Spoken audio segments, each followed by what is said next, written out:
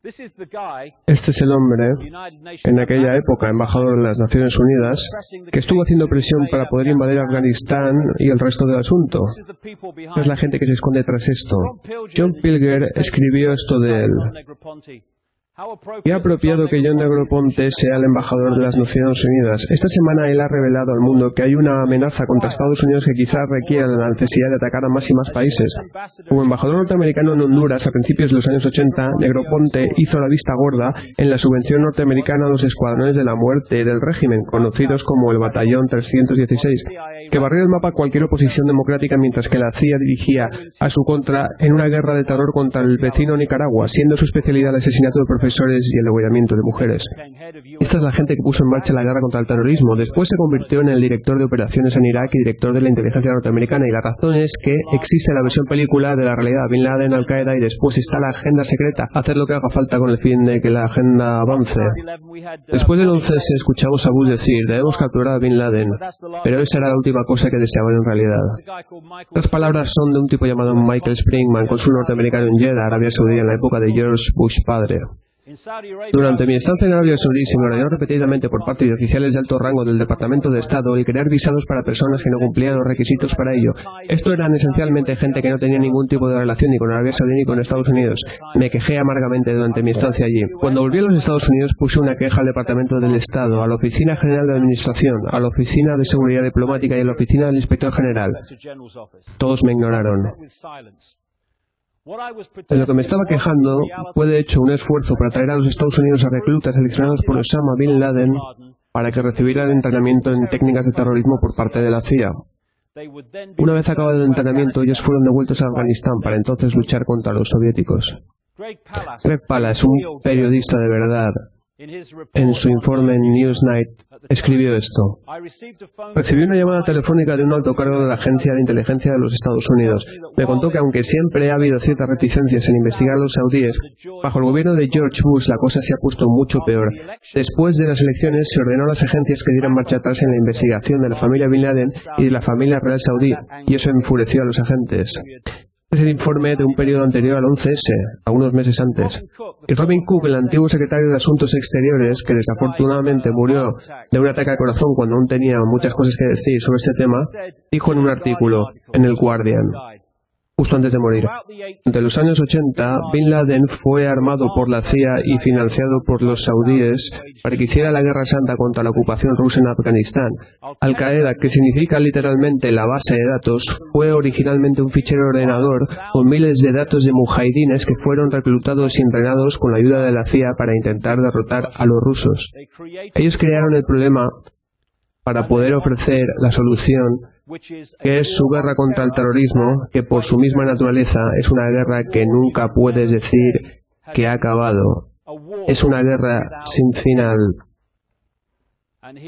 Y aquí tenemos a Barack Obama, y el hombre que está tras él, el cual es su consejero de política exterior, Brzezinski, es el hombre que admitió públicamente que orquestó la manipulación de la invasión de Afganistán por parte de la Unión Soviética, lo que sirvió de pistoletazo de salida a todo este tema.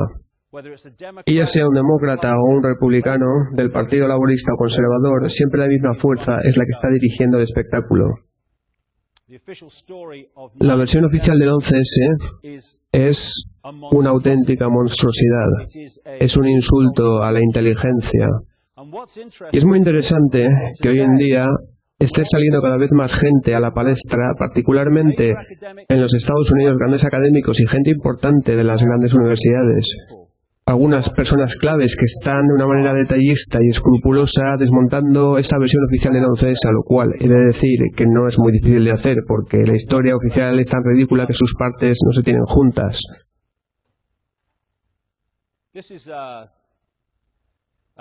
Esto es un turbante que se suponía que estaba en uno de los aviones que chocaron en Pensilvania, el vuelo 93. Y ya veis, ni siquiera está sucio. Pero bueno, dijeron que lo encontraron entre los restos del avión y lo exhibieron.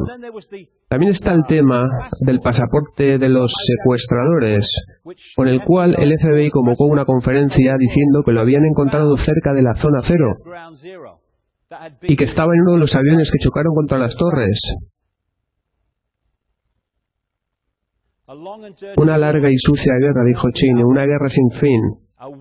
Y él quiere decir una guerra sin final que justifique el estado orwelliano que se está desarrollando a partir de este momento. ¿Os dais cuenta? Es como un juego mental, y los juegos mentales son emocionales. De una gran manera, problema-reacción-solución es una manipulación de la emoción. Y la emoción más importante que logra que la gente entregue su poder a otros, más que ninguna otra, es el miedo.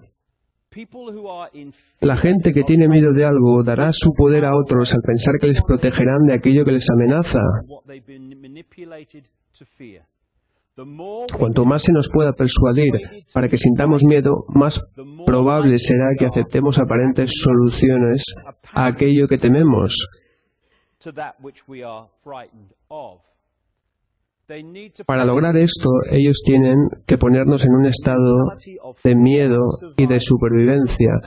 Miedo de no sobrevivir, miedo del mañana, miedo de no llegar a fin de mes, de no pagar la hipoteca, miedo de perder tu trabajo, miedo de la economía, miedo del terrorismo, miedo del cambio climático. ¡Oh, Dios mío! Y siendo bombardeados con 1000 razones para temer, esa es la clave del control sobre todas las demás. Pero tenemos una elección, siempre hay una, entre la aceptación de ese miedo, aceptando el estado orwelliano, o bien olvidando nuestra obsesión con el miedo, levantando nuestras cabezas y haciendo algo al respecto, como por ejemplo dejar de cooperar con la creación de nuestra propia prisión. Desde el 11S, la creación del Estado orwelliano se ha puesto en órbita. Y como últimos ejemplos, si vais a cualquier ciudad de Gran Bretaña hoy en día, veréis una media de 300 cámaras. Ahora están hablando del escaneo de retina, huellas digitales, bases de datos de ADN, y esto es el andar de puntillas hacia el totalitarismo.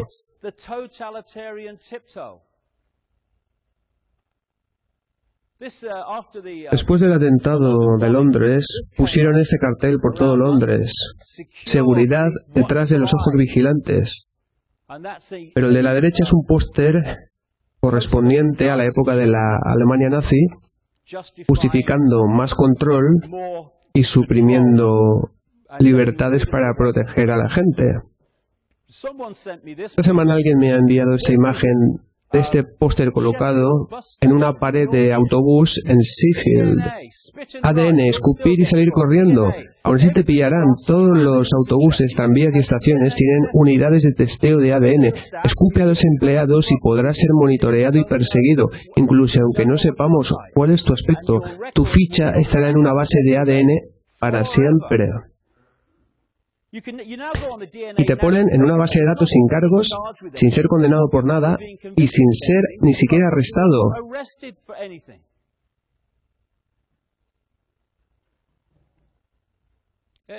Más ejemplos. Vigila a los terroristas entre nosotros. Consigue que la gente se vigile entre sí. Prometo nunca cuestionar ni reclamar mis derechos. Deja de hacer preguntas. Silencio, cállate. Aquí hay una zona de libertad de expresión. ¿Qué te parece? ¿Es como hay libertad? Lo único es que no hay nadie cerca para escucharte.